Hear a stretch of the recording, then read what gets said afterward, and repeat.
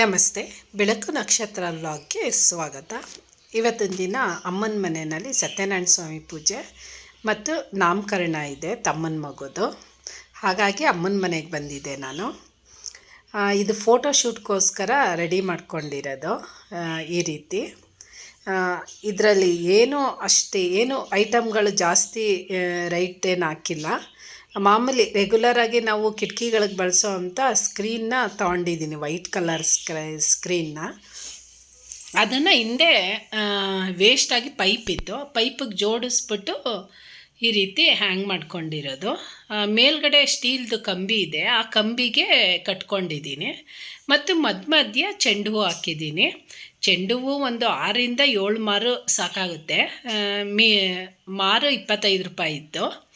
ಈ ರೀತಿ ರೆಡಿ ಮಾಡ್ಕೊಂಡಿದ್ದೀನಿ. ಮತ್ತು ಮೇಲ್ಗಡೆ ಪ್ಲೈನ್ ಇತ್ತು, ಹಾಗಾಗಿ ನಾನು ಎಲ್ಲೋ ಗ್ರೀನ್ ಎಲೆನ ಈ ಮಾಮೂಲಿ ರೋಡ್ ಸೈಡೆಲ್ಲ ಸಿಗುತ್ತೆ ಅದು ಮರ, ಆ ಮರದಲ್ಲಿ ಕಿತ್ಕೊಂಡು ಬಂದು ಆ ರೀತಿ ಜೋಡಿಸ್ಕೊಂಡಿದ್ದೀನಿ. ನೋಡಿ, ಇದೇ ಆ ಮರ, ಅಮ್ಮನ ಮನೆ ಪಕ್ಕನೇ ಇತ್ತು.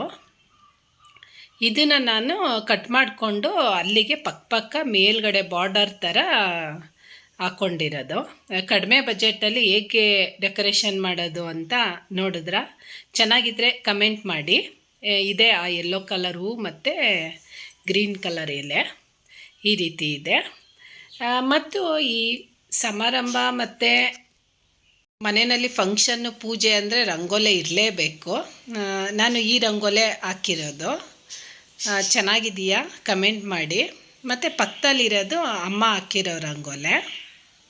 ಈ ರಂಗೋಲೆ ಅಮ್ಮ ಹಾಕಿರೋದು. ರಂಗೋಲೆನೇ ಹೈಲೈಟ್ ಅಲ್ವಾ ಮನೆಯಲ್ಲಿ ಪೂಜೆ ಅಂತ ಅಂದರೆ.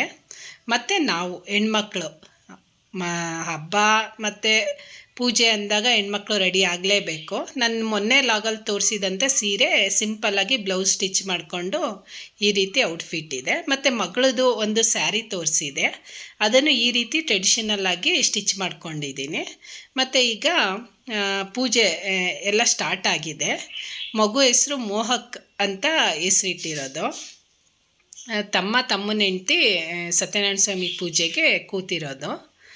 ಈಗ ಪೂಜೆ ರೆಡಿ ಆಗ್ತಾ ಇದೆ, ಆಲ್ರೆಡಿ ಸ್ಟಾರ್ಟ್ ಆಗಿದೆ. ಮತ್ತು ಸರಿಯಾಗಿ ನಾನು ಲಾಗ್ ಮಾಡ್ಕೊಳ್ಳೋದಕ್ಕೆ ಆಗಲಿಲ್ಲ, ಬ್ಯುಸಿ ಇರೋ ಕಾರಣ ಸ್ವಲ್ಪ ವಿಡಿಯೋ ಮಾಡಿಕೊಂಡೆ ನಾನು.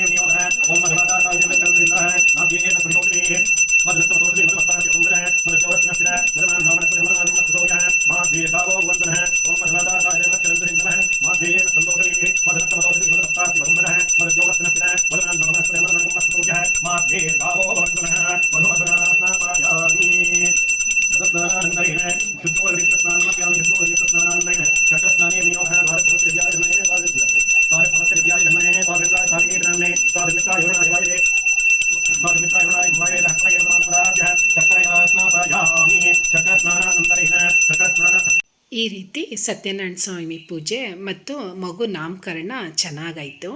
ಮಗುನೂ ಖುಷಿಯಾಗಿದ್ದ. ಸಂಜೆವರೆಗೂ ಸ್ವಲ್ಪನೂ ಹಠ ಮಾಡಲಿಲ್ಲ. ಇಷ್ಟ ಆಯ್ತಾ ಈ ಲಾಗು? Thank you.